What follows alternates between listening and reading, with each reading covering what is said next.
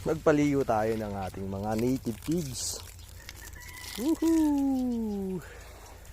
Ayan o, gusto nila ng ano. Gusto niya ng tubig, lalo kapag tagaraw yan. Diba? Medyo payat yung ating mga kon ngayon, no? Inahin at nagpapasuso sila eh.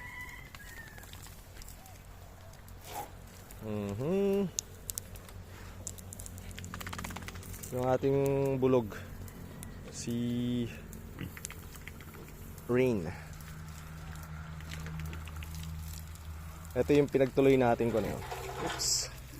Pinagtuloy natin na bulugan, hindi natin kinapon. Yung isa na yon, yung puti. Si King.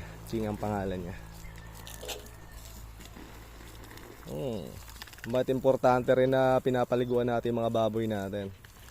Para kahit papaano nakapagre-relax sila. Diba?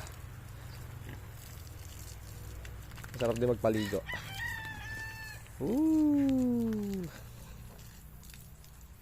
Yun lang. God bless.